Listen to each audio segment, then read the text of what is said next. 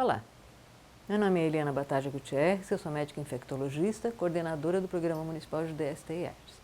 E vou apresentar para vocês um material sobre profilaxia após exposição a material biológico. Como vocês sabem, o município de São Paulo está fazendo um grande esforço para ampliar o acesso à profilaxia após exposição a material biológico, tanto para profissionais de saúde que sofreram acidente com material biológico, como para pessoas que se expuseram por relacionamentos sexuais consentidos ou não consentidos. Essa apresentação tem o objetivo de orientar as condutas para os serviços que farão o primeiro atendimento aos pacientes após exposição a material biológico por exposição sexual consentida, exposição sexual não consentida ou acidente com material biológico por exposição ocupacional. Nós sabemos que existe um risco médio que varia conforme o agente. Isso é calculado principalmente para exposição com material biológico. Para o HIV, varia de 0,3 a 0,09, após exposição percutânea ou mucocutânea. Hepatite B pode chegar a 60% se a fonte do material biológico for uma pessoa que tenha AG/HBs positivo, e hepatite C 1 a 10% se a fonte do material de acidente percutâneo for positiva para o HCV. Nós vamos iniciar aqui com o protocolo clínico e diretrizes terapêuticas pós-exposição para infecção pelo HIV, que foi publicado recentemente pelo Ministério da Saúde através do Departamento de DST/AIDS e Hepatites Virais. O que é profilaxia pós-exposição ao HIV? É a oferta de medicamentos antirretrovirais às pessoas que se expuseram ao material biológico e que apresentam risco de se infectar pelo HIV. Nós devemos avaliar o risco da pessoa exposta, a condição sorológica desta pessoa exposta e da pessoa fonte de infecção. Esse novo PCDT de 2015 simplifica as recomendações e tem por objetivo ampliar a prevenção combinada. Não diferencia os tipos de profilaxia ocupacional, sexual consentida ou violência e recomenda um esquema único de antirretroviral para todos os tipos de exposição, ocupacional, sexual consentida ou sexual não consentida. A primeira coisa que nós temos que fazer é avaliar o risco de exposição. Para isso, nós temos que avaliar o tipo de material biológico envolvido, o tipo de exposição, o tempo entre a exposição e o atendimento e a condição sorológica para o HIV, tanto do indivíduo exposto como do indivíduo fonte do material biológico. Nós temos materiais biológicos com risco e materiais biológicos sem risco de transmissão para o HIV. Quais são os materiais biológicos com risco? Sangue e qualquer outro material contendo sangue, sêmen, secreções vaginais, secreções retais e líquidos de serosas. Líquido peritoneal, líquido pleural, pericárdico, líquido amniótico, líquor e líquido articular. E sem risco de transmissão, suor, lágrima, fezes, urina, vômitos e secreções nasais. E, finalmente, saliva fora de ambientes odontológicos. No entanto, a presença de sangue em qualquer um desses materiais torna esses materiais potencialmente infectantes para o HIV. E aí a PEP pode ser indicada. Além de avaliar o material biológico com o qual ocorreu o acidente, nós temos que avaliar o tipo de exposição. Então, nós temos que avaliar que há exposições que têm risco, que trazem risco. Então, por exemplo, um acidente percutâneo, que é geralmente uma lesão provocada por um instrumento perfurante ou cortante, agulha, bisturi, vidraria. Mucosa, acidente que envolve mucosa, por exemplo, quando há respingos em mucosa, por exemplo, olho, nariz, boca ou genitais. Exposição cutânea, desde que a pele não esteja íntegra. A pele não deve estar íntegra, deve ter uma dermatite ou uma ferida aberta. E as mordeduras humanas, desde que haja sangue. E aí tanto faz. Aí a posição da vítima do acidente e do exposto e da fonte vai variar, quer dizer, vão ser consideradas mordeduras humanas com risco quando houver sangue e deve ser avaliado se há o sangue tanto no indivíduo que provocou a lesão ou naquele que foi exposto à lesão, tá certo? Além disso, nós temos exposições que não têm risco de transmissão, por exemplo, cutânea exclusivamente quando a pele se encontra íntegra ou mordedura sem a presença de sangue. E, finalmente, o tempo transcorrido entre a exposição e o atendimento. O primeiro atendimento após a exposição é uma urgência médica. A PEP deve ser iniciada o mais precocemente possível, de preferência em 2 horas, mas o prazo máximo é 72 horas. Além das 72 horas, não adianta mais fazer profilaxia pós-exposição para evitar a infecção por HIV. A investigação diagnóstica para o HIV e a indicação de PEP deve cobrir, primeiro, a avaliação da situação sorológica do exposto, que preferencialmente deve ser realizada, tá certo? Então, a gente recomenda que ela seja sempre realizada. Além disso, nós temos que contar, de preferência, com a avaliação da situação sorológica da fonte do acidente, do material biológico envolvido no acidente. E essas investigações devem ser preferencialmente realizadas por meio do teste rápido. Então, a gente recomenda que se inicie essa avaliação com o teste de fluido oral, que neste caso pode ter uma janela imunológica que varia de 30 a 90 dias, e no caso positivo, nós recomendamos que seja feito o confirmatório com teste rápido de polpa digital. Quando que nós vamos indicar PEP? Então, vamos avaliar então o indivíduo exposto, se ele for soro negativo para o HIV. Tá certo? Se ele for soro positivo para o HIV, não adianta, porque ele já tem infecção por HIV e ele não deve fazer PEP, e sim, ele deve ser encaminhado para tratamento. Portanto, o indivíduo exposto deve ser negativo para o HIV. E o indivíduo fonte do material biológico, se ele for negativo para o HIV, a PEP não está indicada, é claro. Ah, mas ele teve uma exposição de risco nos últimos 30 dias. Então, nós podemos abrir uma exceção, conforme o quadro epidemiológico, e indicar em situações excepcionais, mesmo quando a sorologia do indivíduo que foi fonte do material biológico for negativo. Quando ele for positivo para o HIV, quando a fonte for positiva para o HIV, a PEP está indicada. E quando eu não tenho acesso à fonte, ou eu não conheço a fonte, ou eu não consigo fazer a sorologia da fonte, a PEP está indicada. Aqui nós temos um algoritmo, que é o algoritmo do PCDT, né, do protocolo clínico, e esse algoritmo resume mais ou menos tudo o que eu falei até agora. Então, recebemos um indivíduo. Houve uma exposição a material biológico com o risco de estar contaminado pelo HIV? Não. Então, não vamos nem iniciar o processo. Sim, houve exposição a material biológico com risco de transmitir HIV. Bom, houve uma exposição que traz risco, por exemplo, percutânea ou de mucosa? Não, não houve, foi pele íntegra, então nós podemos eliminar. Ah, não, houve uma exposição de risco para uma exposição percutânea ou uma exposição de mucosa, então vamos continuar. Esse atendimento está sendo buscado em um prazo de até 72 horas? Sim, perfeito. Então vamos continuar a nossa avaliação. O indivíduo exposto, ele é soro negativo para o HIV? Sim, ele é soro negativo, ele é negativo para o HIV. E o indivíduo fonte, eu tenho esse indivíduo fonte e ele é positivo para o HIV, então está indicada a PEP. Eu tenho esse indivíduo fonte, mas eu não consigo fazer a sorologia, a PEP está indicada. Eu não tenho esse indivíduo fonte, eu não sei quem é esse indivíduo, a PEP está indicada. Ou eu tenho esse indivíduo fonte, mas ele é negativo para o HIV, então a PEP não está indicada. Então, esse algoritmo, ele resume muito bem e ele é um algoritmo bastante simples e que orienta o nosso raciocínio em relação à oferta ou não de PEP. Nós recomendamos a profilaxia em todos os casos de exposição com risco significativo de transmissão do HIV. E agora nós vamos falar um pouquinho do esquema antirretroviral que é utilizado para a PEP. É um esquema antirretroviral altamente eficaz. Nós temos aqui um esquema combinado e nós temos aqui a combinação de 4 drogas. Nós temos tenofovir mais 3-TC coformulados, além de atazanavir e ritonavir. Qual que é a vantagem desse esquema? A vantagem desse esquema é que são dados 3 comprimidos, uma única vez ao dia, durante 28 dias, e nós sabemos que isso aumenta a adesão à PEP. Além disso, se nós não tivermos esses medicamentos coformulados, nós podemos dar esses medicamentos sem estar não coformulados. Então, o tenofovir, que é um comprimido uma vez ao dia, a lamivudina, 2 vezes ao dia, e o atazana e o ritona, uma vez ao dia. O outro esquema é um pouquinho melhor, por quê? Porque nós reduzimos significativamente o número de comprimidos e quanto menos comprimidos, mais fácil e mais simples fazer a PEP.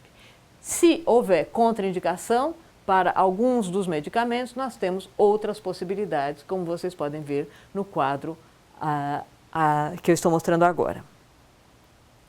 E além disso, nós temos que lembrar que crianças e adolescentes também podem sofrer exposição a material biológico e também a eles deve ser ofertada a PEP. E aqui nesses quadros nós temos, neste quadro e no próximo, nós temos as doses de antirretrovirais recomendadas para crianças e adolescentes.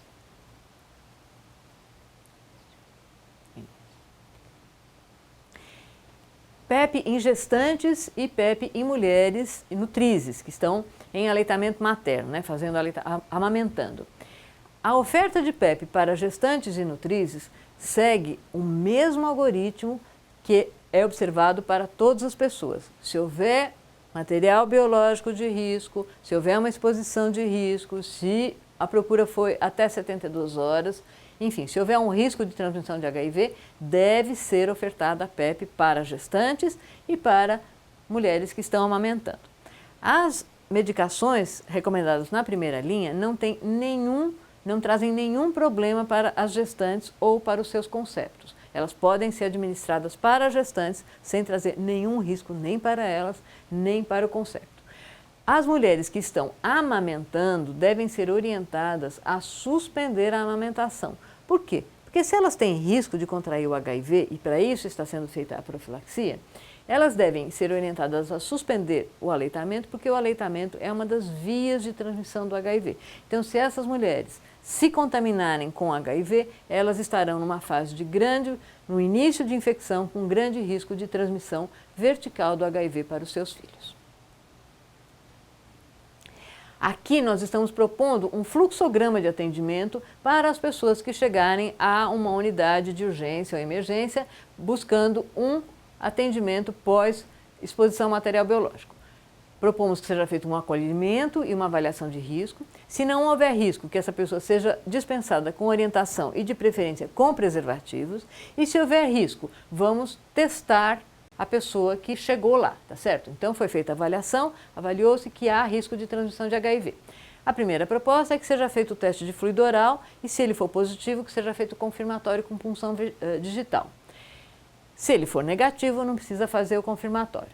Ah, mas eu não tenho o teste de punção digital, eu tenho só o fluido oral. Então não tem problema, eu faço o fluido oral. Ah, mas eu não tenho nem o fluido oral e nem a punção digital. Então não tem problema. Qual que é a conduta? Se eu tenho condição de fazer a sorologia inicial no exposto, completa, incompleta, ou não tenho condição de fazer essa sorologia, mas houve risco, então vamos lá. Se eu não realizei o teste, ou o teste é incompleto, ou esse teste é completo e negativo, eu vou fazer PEP e orientar esse indivíduo.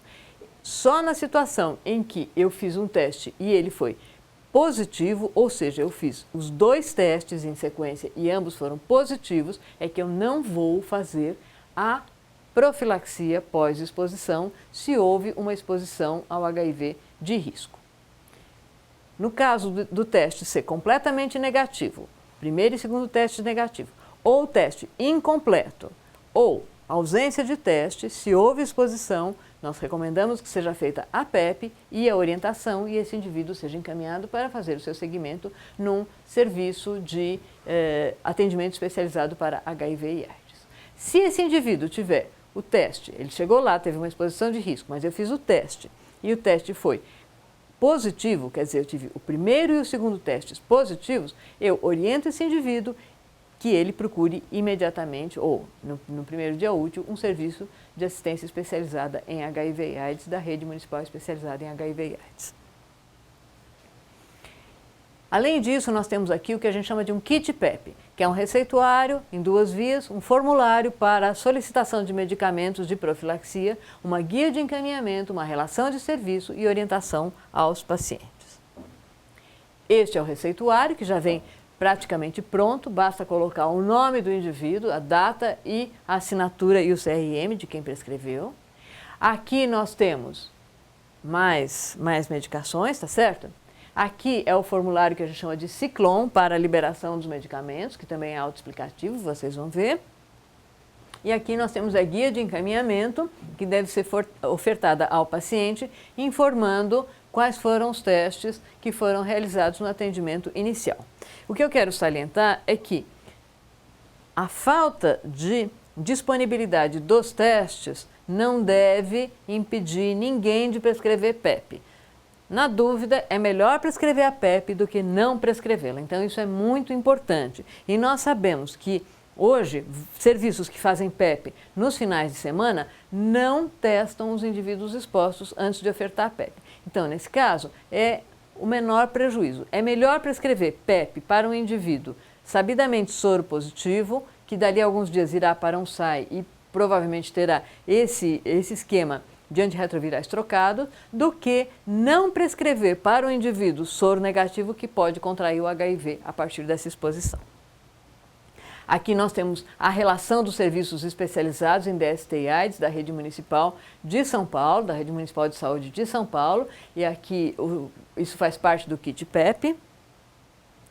E aqui nós temos orientações aos usuários sobre as dúvidas mais frequentes, as dificuldades, enfim, o que é que pode ocorrer de um modo geral com o início da PEP. A adesão à PEP é fundamental para que a profilaxia seja efetiva e nós orientamos os profissionais de saúde a que informem de forma clara e concisa sobre a importância da adesão para que haja efetividade.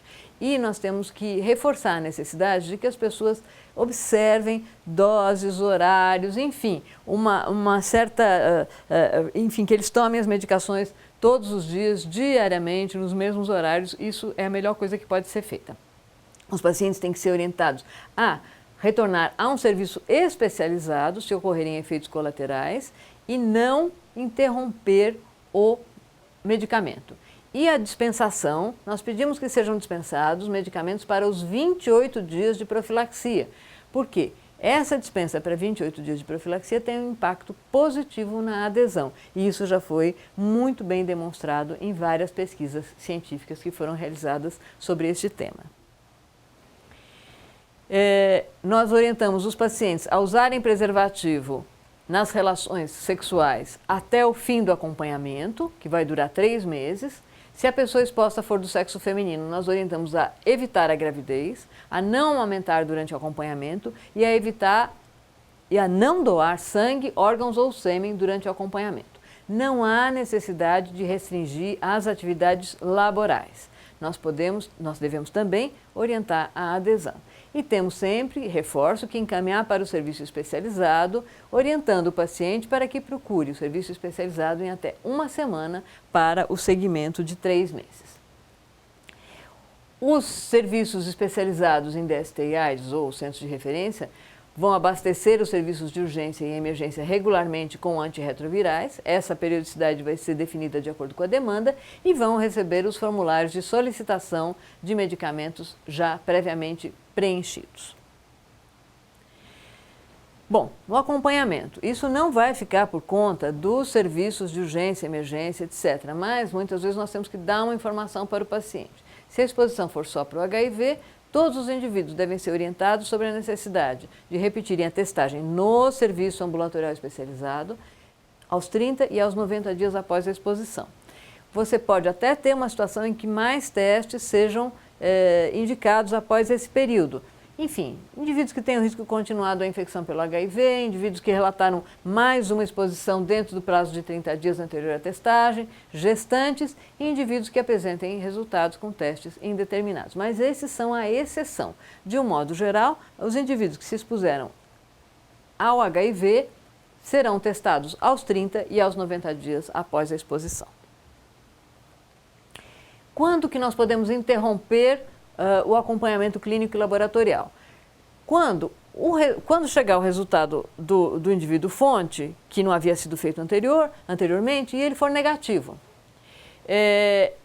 Nós temos que lembrar que o risco de soroconversão recente, ou a janela imunológica, é muito rara e muito mais rara sem sintomas clínicos. Então, de um modo geral, a soroconversão ela ocorre com, estou falando aqui do fonte, né, do indivíduo fonte. Vamos supor que eu me contaminei com sangue de uma fonte que era soro negativa, mas estava na janela imunológica.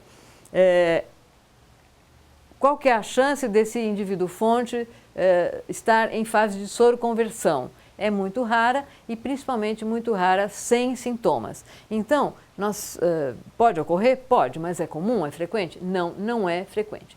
E volto a dizer, excepcionalmente nós podemos prescrever a PEP, mesmo frente a um teste negativo da fonte, se houver evidências clínicas e epidemiológicas de que o indivíduo fonte está numa fase de soroconversão para o HIV. E agora nós vamos falar um pouquinho do acidente com material biológico relativo às hepatites B e C. Em relação à hepatite B, nós podemos fazer profilaxia sim, mas nós esperamos que não haja necessidade, uma vez que todos os profissionais de saúde devem ter seu esquema de vacina para a hepatite B pré-exposição completo, tá certo? Vocês já conhecem esse quadro, então vamos para o próximo. Nós temos recomendação para profilaxia para hepatite B pós-exposição a material biológico e as situações em que serão ofertados imunoglobulina HBIG, né, e vacina estão perfeitamente identificadas neste quadro aqui. Depende da situação sorológica do paciente fonte e da situação do profissional exposto. Eu peço a atenção dos senhores para este quadro, ele é bastante completo e bastante denso e ele está disponível na fonte que está identificada aqui no pé da página. E na situação, nós temos também as situações em que o indivíduo exposto está completamente vacinado e que acaba sendo e que o indivíduo fonte ele tem HBsAg desconhecido e ele não tem risco para hepatite B. Nesses casos, quando o indivíduo exposto estiver completamente vacinado, como vocês podem ver, não há nenhuma medida específica para ser feita e, de novo, eu cito a fonte e peço a atenção dos senhores para essa fonte. Aqui, nesse algoritmo, que também é bastante denso, nós temos a proposta de acompanhamento sorológico da hepatite B pós-exposição a material biológico. E, mais uma vez, nós temos nesse algoritmo, nós temos todas as situações contempladas, desde o profissional, desde a pessoa vacinada ou não vacinada, vacinada com anti-S positivo, vacinada sem anti-S ou com anti-S enfim, que não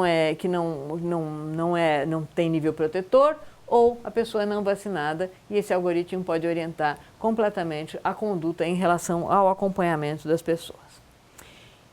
Exposição ocupacional ao vírus da hepatite C. Ao contrário do HIV e do vírus da hepatite B, para a hepatite C não há profilaxia. Se a fonte for positiva, deve ser feito após o acidente com material biológico, deve ser feito o anti-HCV no momento zero.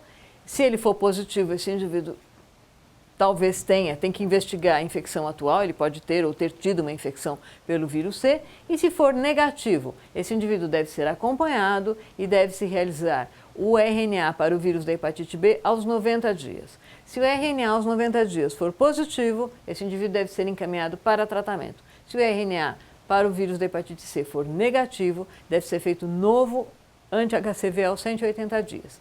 Se esse anti-HCV for positivo, investigar com o objetivo de ver se esse indivíduo tem uma infecção, se é uma infecção ativa, etc. E se for negativo, ele tem alta. Lembrando que é possível fazer o tratamento da infecção aguda pelo vírus da hepatite C, tá certo? Bom, aqui nós temos alguns sites que são importantes, que eu gostaria de chamar a atenção dos senhores, que orientam para as informações a respeito de hepatites. Aqui nós temos 2 sites que são extremamente importantes. E, finalmente, quais são as orientações pós-exposição a material biológico de um modo geral? Nós temos que dar outras informações aqui. área exposta, anticoncepção de emergência, imunização para tétano, profilaxia das infecções sexualmente transmissíveis quando houve violência sexual, procedimentos de vigilância epidemiológica, notificação do acidente e prevenção de acidentes. A primeira coisa é cuidados imediatos com a área exposta a acidente com material biológico. Pele íntegra. Lavar o local abundantemente com água e sabão ou solução antisséptica com degermante. Mucosa. Lavar com soro fisiológico 0,9% ou água corrente em abundância. Percutâneo. Lavar o local abundantemente com água e sabão ou solução antisséptica com degermante. Não promover a expressão da área lesada. Não usar soluções irritantes. Álcool, éter, hipoclorito de sódio, não é para usar soluções irritantes. E não espremer a área. Anticoncepção de urgência.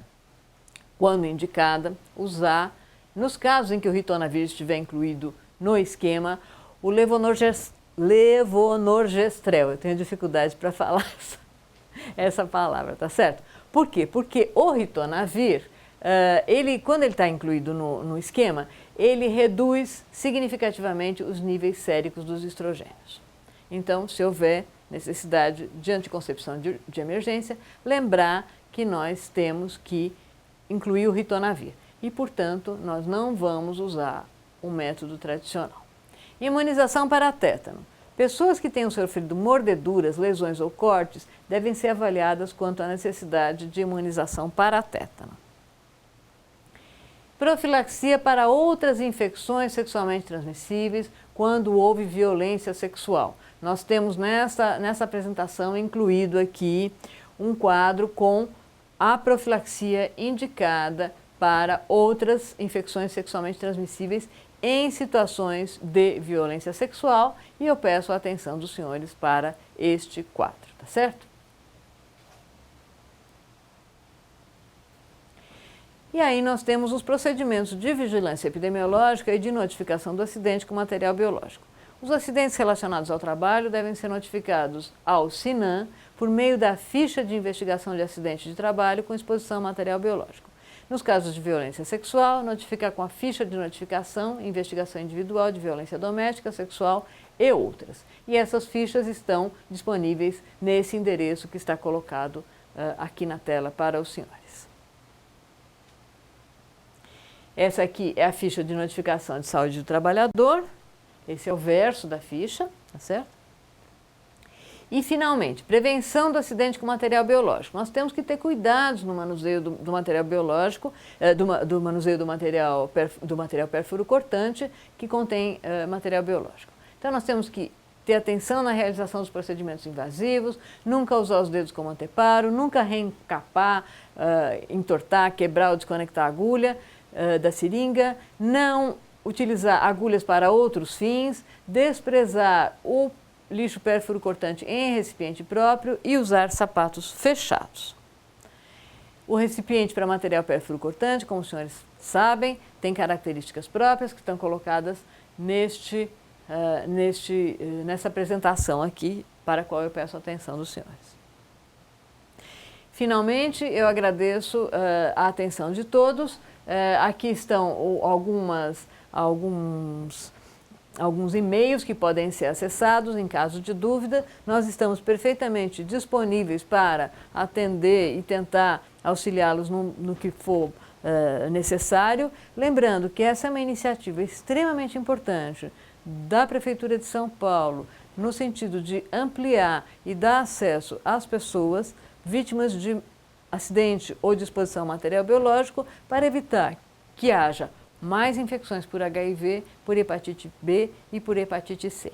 Muito obrigada pela atenção de vocês e aqui estão os nossos endereços.